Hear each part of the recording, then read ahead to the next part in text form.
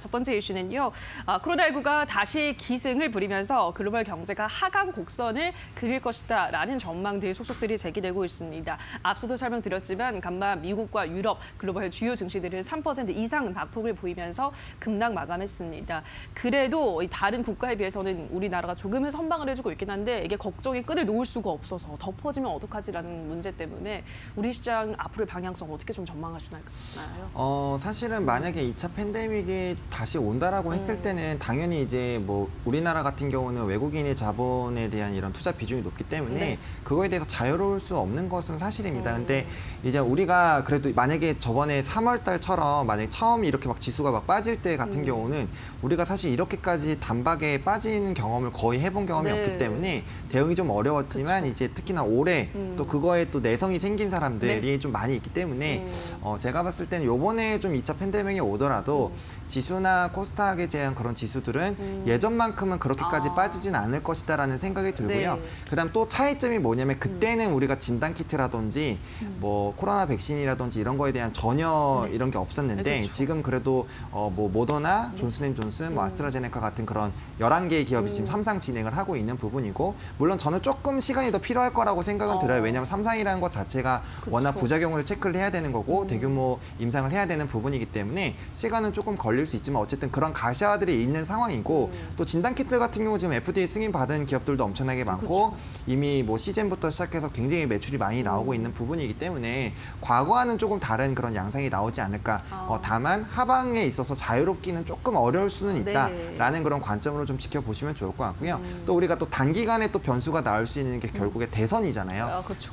미국 대선 이후에 이제 부양책이 이제 뭐 5G로 갈 것인지 아니면 그린 뉴딜 쪽으로 갈 것인지 또 이런 방향성에 따라서 이제 코스피냐 코스닥이냐 또 갈려지면서 또 이런 상방 하방이 또 갈릴 것이고 결국에는 부양책 나올 거고 앞서 말씀드린 것처럼 또 FOMC에서도 그런 경기 부양을 위한 또 이런 움직임이 나올 거고 미국에서 또 선점해서 움직이면은 뭐 유럽 지역 또 중국 뭐 5G 같은 경우 특히나 또 한 곳에서 투자하기 시작하면은 뭐 일본까지 해가지고 또 엄청나게 투자가 이루어지기 때문에 그런 흐름들이 사실 경기에 굉장히 좀 긍정적이게 작용이 된다라는 거를 이미 알고 계시잖아요. 그래서 그런 흐름들이 나오는 거에 따라서 워낙 지수의 등락 변동이 나올 수 있는 상황이기 때문에 그런 여러 가지 상황들을 좀 지켜보시면 좋을 것 같고요. 일단은 지난번과는 좀 다른 양상이 나오지 않을까. 저는 하방이 좀 나오더라도 조금 나오고 나서부터는 또 오히려 이런 수혜를 받는 기업들 위주로 빠르게 상승하고 테마를 형성하면서 그쪽에 이제 순환매가 도는 그런 과거 이제 4월, 5월 달에 그런 시장들이 다시 한번 열리지 않을까라는 그런 생각으로 하고 있고요.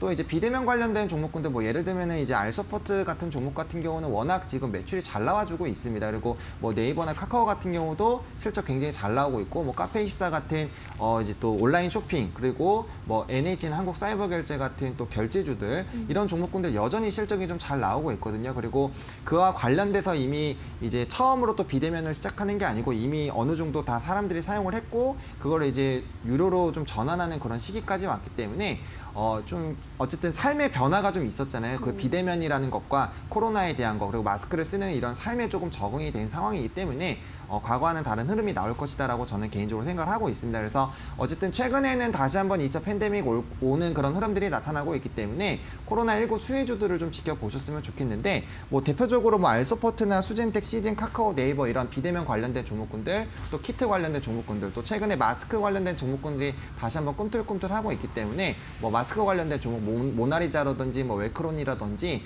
이런 종목군들 그리고 뭐 알코올 종목들도 제가 봤을 때 단기적으로 좀 움직일 것 같고요. 뭐 앞서 말씀드린 이제 포장하는 종목군들 그리고 택배 배송하는 그런 종목군들 그리고 온라인 쇼핑에 대한 그런 수요들이 많이 늘어날 거기 때문에 결제와 그리고 온라인 창업 관련된 그런 벤처 관련된 기업들도 조금 지켜보시면은 그쪽 관련된 섹터들이 좀 좋아지지 않을까. 그리고 이러한 흐름들이 나타나게 됐을 때는 또다시 뭐 키오스크라든지 굉장히 다양한 그런 분야들이 지금 활성화가 되고 있고 시세가 나왔던 종목군들 위주로 이제 순환매가 나올 거니까 그렇게 좀 지켜보시면 좋겠다라고 정리를 드려보도록 하겠습니다.